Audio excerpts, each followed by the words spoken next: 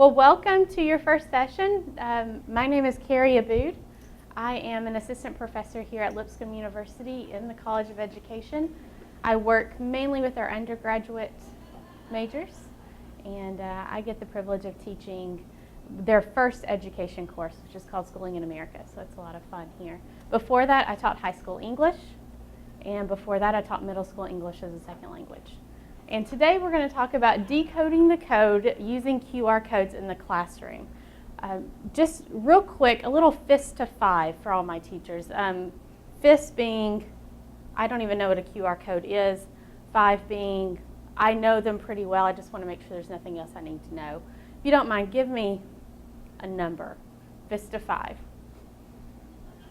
Okay. I want to see your number. Still waiting on a number. Tell me the question again. Fist being, I don't know what a QR code is. Five being, I know a lot. Okay, great. All right, so this is good. So this will be a quick review for some of you, and then we're going to get up and move around and let you use your QR codes. So decoding the code, what are QR codes? These are quick response 2D codes, originated in Japan using VIN numbers. The QR code craze is everywhere. I think we all know that. I like some of these pictures. People are putting QR codes on their wedding invitations, on business cards. I don't know if that's a true picture on the grave marker, but it's something else to be sure. So you can see that the QR code really is everywhere, including our classrooms. How do they work?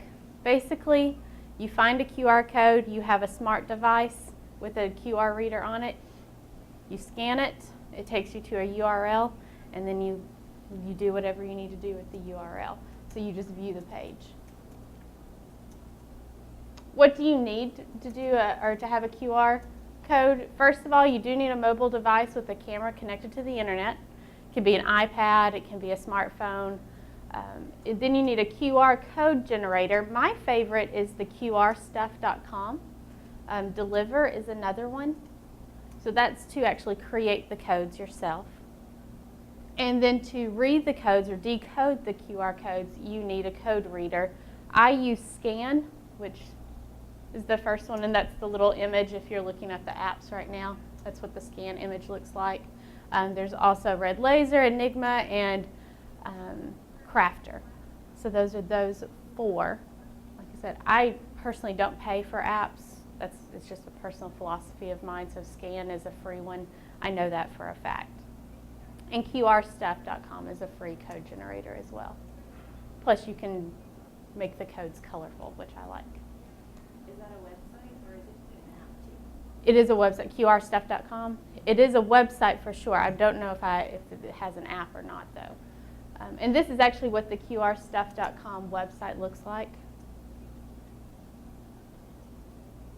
So you can look at it. It's really simple. You just tell it what kind of data you're typing in. You copy and paste the website URL in there. You decide what color you want your QR code to be. And then it'll preview it right here. You hit download and you can print it. You can save it as an image, keep it forever.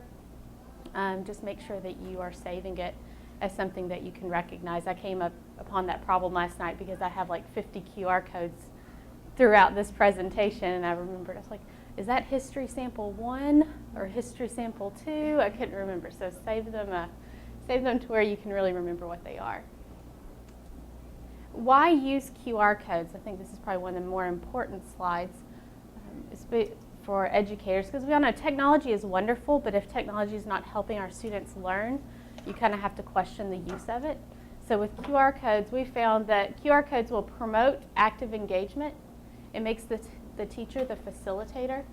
It's a student-directed instruction, provides instant feedback, brings the outside world inside instantaneously.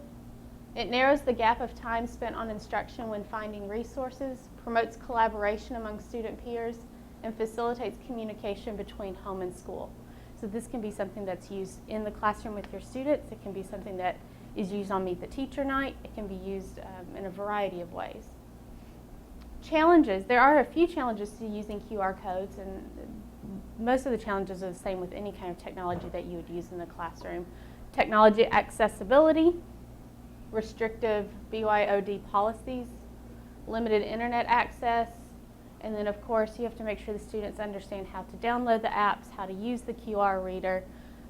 If there are costs associated with those apps, how do you expect students to purchase those or their parents to purchase those?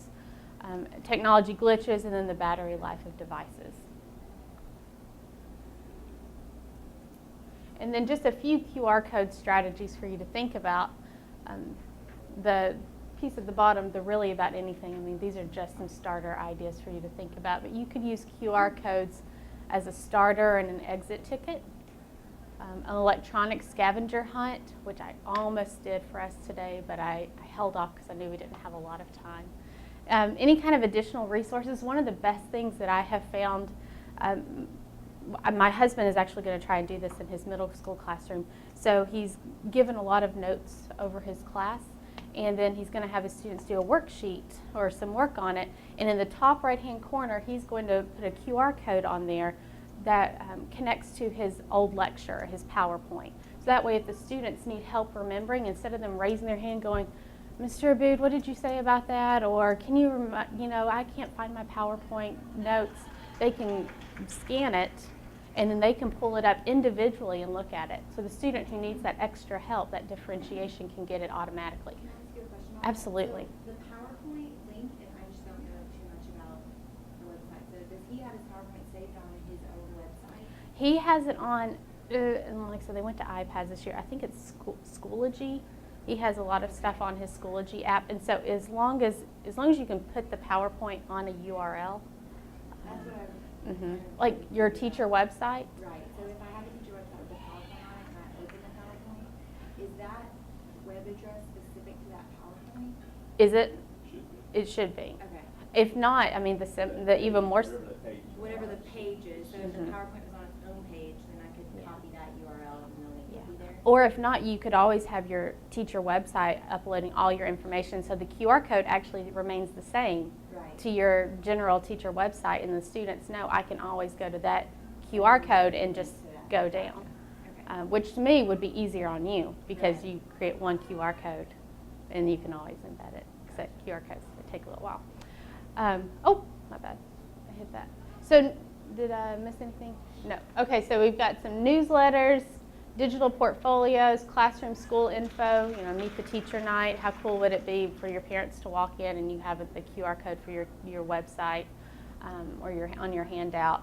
Stations, behavior rewards, a word wall, and really about anything.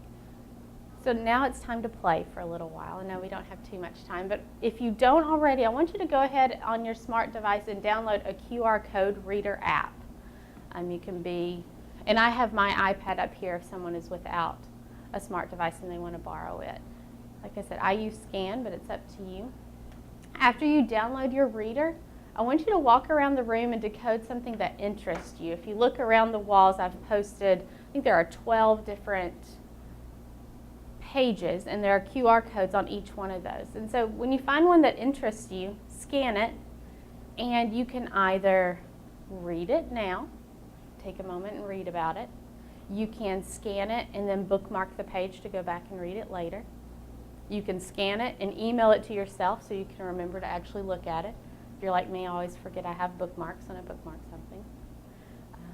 And you can, like I said, you can scan it, read it, and talk to me about it. These are all free sources of websites that I found in my own time, Pinteresting and whatnot. So you can look around. So is anyone having a hard time downloading an app? Okay.